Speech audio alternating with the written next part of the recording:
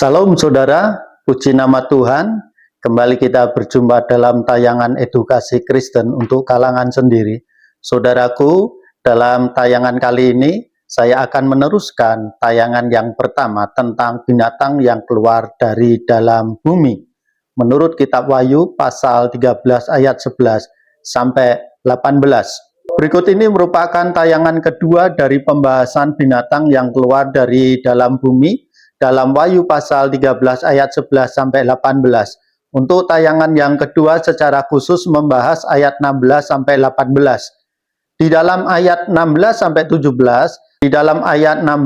17, lebih jauh lagi firman Tuhan menyatakan, setiap orang diberi tanda pada tangan kanannya atau pada dahinya, sehingga tidak seorang pun yang dapat membeli atau menjual selain daripada mereka yang memakai tanda itu, yaitu nama binatang itu atau bilangan namanya. Intinya bukanlah bahwa semua orang Kristen dibunuh di bawah pengaruh binatang buas kedua, tetapi bahwa penyembahan agama palsu akan sering menunjukkan semangat mereka dengan kekerasan terhadap agama yang benar. Contoh saat ini adalah ketika adanya beberapa kalangan umat agama yang begitu radikal dan fanatik dengan mengistilahkan membela Allah mereka dengan cara mengebom gereja-gereja Kristen dan memenggal kepala orang-orang yang bertobat kepada Kristus. Bersamaan dengan kekuatan yang mematikan, binatang buas itu juga memaksakan penyembahan palsu dengan mengharuskan setiap orang menerima tanda binatang buas itu. Yohanes menyatakan bahwa semua orang menghadapi persyaratan ini, kecil dan besar, kaya dan miskin, merdeka dan hamba. Saudara bisa perhatikan di ayat yang ke-16, tidak ada golongan orang yang dapat menghindari kewajiban untuk menunjukkan kesetiaan dan ketundukan kepada tirani negara dari binatang buas pertama. Pada akhirnya, tanda binatang itu melibatkan pilihan antara dunia dan Kristus. Ada kontras yang jelas antara tanda ini dan tanda yang diterima umat Kristus dalam Wahyu pasal 7. Di sana, orang-orang percaya yang menderita dimeteraikan pada dahi mereka sebagai hamba-hamba Allah. Wahyu pasal 7 ayat 3. Setelah berusaha untuk memalsukan Kristus, setan sekarang memparodikan gereja Allah yang dimeteraikan dengan pasukannya sendiri yang membawa tanda. Yohanes mengakhiri bab yang dramatis ini dengan inti pengajaran. Hal ini memerlukan hikmat. Saudara bisa perhatikan di dalam ayat yang 18. Kita harus bijaksana dalam membedakan antara nabi yang benar dengan nabi yang palsu. Dengan memperhatikan firman Tuhan secara seksama, kita harus bijaksana dalam mengantisipasi untuk membayar harga bagi iman kita. Di seluruh kitab Wahyu, Yesus telah menjanjikan berkat keselamatan hanya kepada mereka yang bertekun dalam iman dan mengatasi peperangan rohani melalui kesaksian mereka kepadanya. Yohanes memiliki bentuk hikmat terakhir dalam pikirannya di ayat terakhir. Inilah hikmat yang memampukan orang-orang Kristen untuk melihat musuh sebenarnya. Sehingga kita sebagai orang percaya tidak tertipu oleh tipu daya atau terintimidasi oleh ancamannya. Pendekatan terbalik untuk menguraikan angka 666 adalah dengan memahami simbolisme angka 6. Kita sering menjumpai angka 7 dalam kitab Wahyu sebagai penyelesaian dan penyempurnaan. Saudara bisa perhatikan Wahyu pasal 1 ayat 11, Wahyu pasal 1 ayat 11, ayat 12 dan ayat 20, atau Wahyu pasal 3 ayat 1. Angka 6 kurang dari angka ini, dan karena ini tidak sempurna, tidak lengkap dan cacat, ini menggambarkan umat manusia yang telah jatuh. Itulah sebabnya Yohanes mengatakan bahwa ini adalah angka manusia.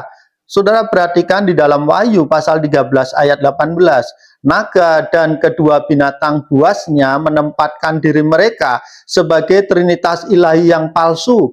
Penghakiman Allah dan kemenangan Kristus akan menyingkapkan mereka sebagai kepalsuan rangkap 3 dan kegagalan rangkap 3. Yohanes berkata bahwa untuk memahami bahwa kita ditentang oleh 3 serangkai setan yang mematikan bersama dengan para tirani dan nabi-nabi palsu yang melayaninya, diperlukan hikmat di antara orang-orang Kristen. Hikmat bukanlah bagaimana membalas binatang itu dengan senjatanya sendiri, tetapi bagaimana dengan berani menyatakan pesan Injil Kristus. Hikmat bukanlah bagaimana menghindari tirani binatang itu, tetapi bagaimana bertahan dalam keberanian dan komitmen Kristen. Dengan mengetahui jumlah binatang itu, mengetahui keterbatasannya, dan kekalahannya yang pasti, kita dapat hidup tanpa takut akan serangannya. Dengan mengenal Yesus, memperhitungkan nilai salibnya yang tak terbatas, dan mempercayai kemampuannya dalam kemuliaan dan keselamatan, kita menjadi berani untuk memberitahu orang lain tentang Dia. Melalui ini mengajarkan kita mengenai signifikansi mempertahankan identitas kita dalam Kristus dan kesetiaan kita semata-mata kepadanya. Sebagai individu Kristen, identitas kita seharusnya tidak ditentukan oleh sistem atau tanda apapun yang bertentangan dengan rencana Allah. Kita harus waspada agar tidak mengorbankan nilai-nilai iman kita, baik melalui perilaku atau tindakan tangan kita, maupun dalam pikiran dan keyakinan. Apa yang terdapat dalam dahi kita, yaitu pikiran kita, demi keuntungan sementara atau untuk menghindari tantangan. Integritas spiritual merupakan hal yang utama. Identitas kita di dalam Kristus dan kesetiaan kita harus menjadi fokus yang terpenting.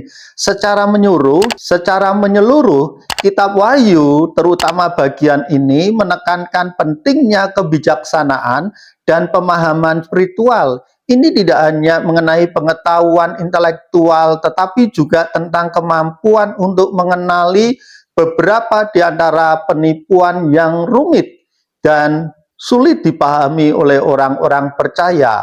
Angka bilangan 666 atau 666, meskipun ada banyak spekulasi mengenai hal ini, menunjukkan ketidaksempurnaan dan kekurangan manusia yang berusaha meniru sifat ketuhanan. Mengapa demikian? Karena angka 7 seringkali melambangkan kesempurnaan keilahian.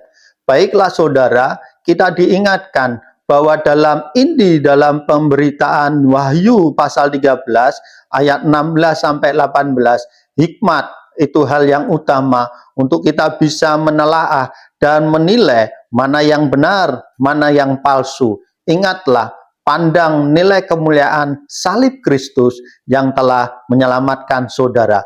Puji nama Tuhan, saudara bisa bagikan tayangan ini kepada rekan-rekan yang lain yang saudara pandang layak untuk mendapatkan berkat yang sama sebagaimana yang saudara rasakan kali ini. Puji nama Tuhan, Tuhan Yesus memberkati.